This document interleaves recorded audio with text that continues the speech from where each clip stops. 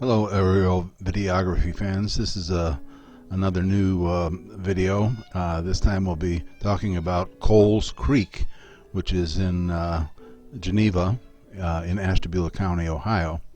And you saw the title there. It looks like it's pronounced Cowles Creek, but after doing some investigation on how the river was named, or the stream was named, I found out that the right pronunciation is Cowles Creek, like C-O-L-E-S, Cowles Creek. The reason they got that name, apparently shortly after the United States won the American Revolution in the late 18th century, a man named Noah Cowles, again spelled the way that this creek is spelled, C-O-W-L-E-S, but pronounced Cowles,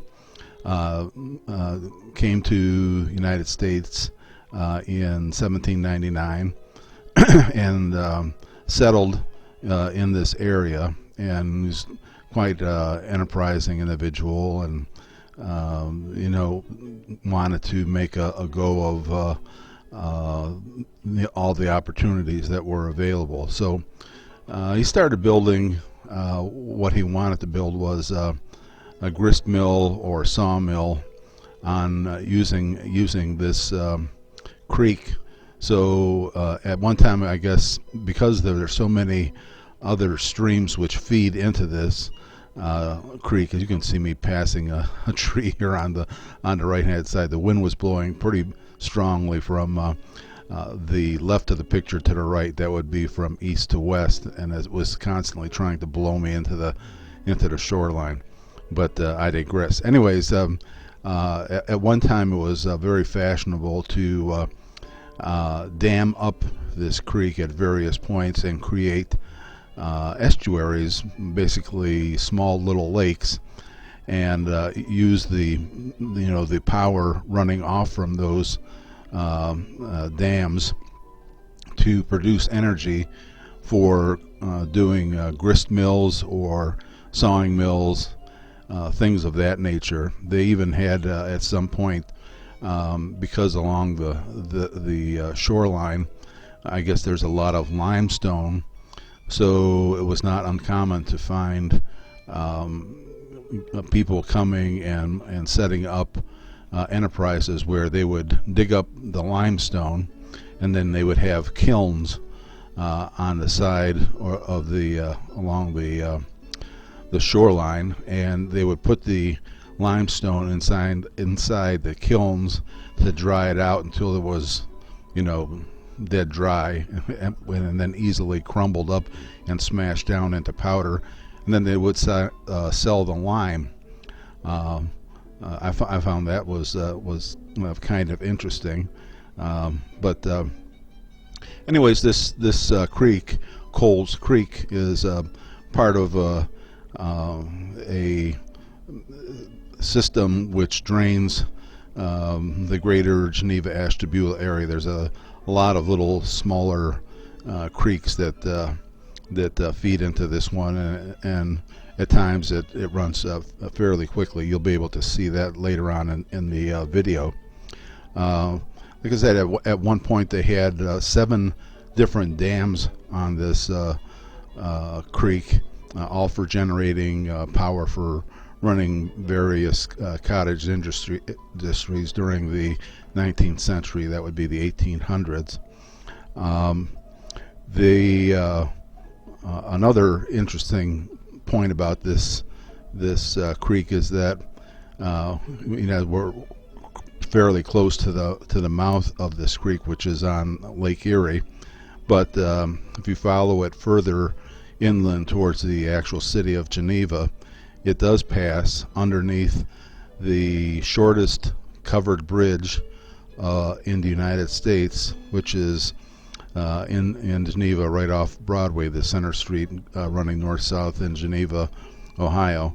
It's the shortest covered bridge, which I did a shoot on that. If you look under my covered bridges videos, you'll see see that one lifted. It's a Liberty Street covered bridge. It's only an 18-foot long covered bridge, but this stream actually runs underneath it, or one of its tributaries does. We're just doing a little turnaround to get an idea of the foxtail grasses, and you can see at the tops of those grasses how they're being whipped back and forth by the wind. And now we're facing to the north. Out there to the north somewhere is Lake Erie, the mouth of this particular creek. And so we're flying strictly via the screen of the Phantom 3, which is what I'm using here, the Phantom 3 Advanced. And we're only about 4 feet above the water. That was about the height I thought it would work best at, and to stay away from any taller branches. This particular stream is one that coming up on the right-hand side there, you see a little inlet over there, which we passed going out. I used to bring a two-man inflatable raft down to that point and put it in there, and then paddle way down this stream to underneath the bridge, and where there was an ice cream stand on the other side of the main drag that runs through Geneva. So that was my treat for getting all that exercise of rowing along the stream here. And we're closing in now. You can get a chance to see a little bit of Lake Erie and a bridge that's up in front of it.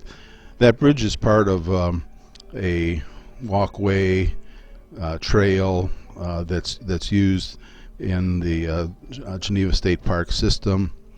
Here we got to skirt that one little branch again, but that bridge allows people who are walking or jogging or bicycling or whatever visiting in the area, because the tourism is one of the main cottage industries of Geneva-on-the-Lake. They've got all those various cabins and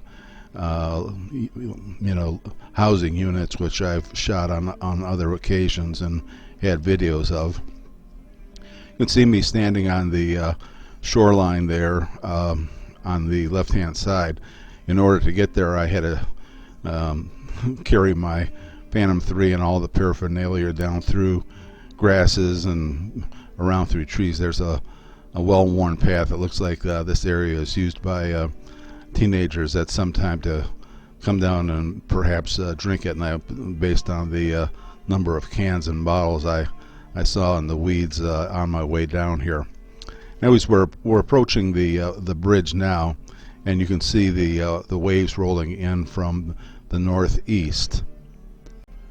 And whenever the wind is out of the northeast, we usually get quite a good amount of waves breaking in here. So we're going to fly right up to this pedestrian bridge. At one time, there was a considerable shoreline on either side of the bridge, right up next to those concrete things that are holding it up, and you could actually walk down there and stand underneath the bridge. And several decades ago, I was down there with a friend, and we had scribed our names into the floorboards of the bridge. But I don't know, that was 20 or 30 years ago. I sort of doubt that they're still there now, and now that the water's all the way up to that point, I don't think there's any way that I'm ever going to find out if they're there still. At this point, we're going to fly back towards the shore, and I'm going to fly up along on the shore up to the point where I had to walk down to, and you get a little bit of a look at the trail or the path, and then I'll turn it around and give you a view of this creek, Cowles Creek as it's called, from off the shore, which will be kind of an interesting shot. And if you look in the background there, you can see a lighter area. That's the pathway that goes off to the right, that goes up to where that bridge is at. And it, as I said, it goes down through weeds and brambles and trees and all kinds of stuff. So it was It wasn't easy getting down here to make this shoot, but as it turned out, it was kind of fun to do because it would have been too windy to fly out in the open. Anyways, I hope you enjoyed this tour of Cowles Creek and got a little bit of information on it. I do a lot of this kind of video that's mostly scenic in nature, contains a little bit of local history and information, so if you enjoy that sort of thing, check out some of my other videos. Check out my videos on the covered bridges of Ashtabula County. I'm sure you'll find something there that you like. Thanks for stopping by and watching, and leave a comment if you feel so inclined to do so, and we'll look forward to you in the next video. Thanks for stopping by.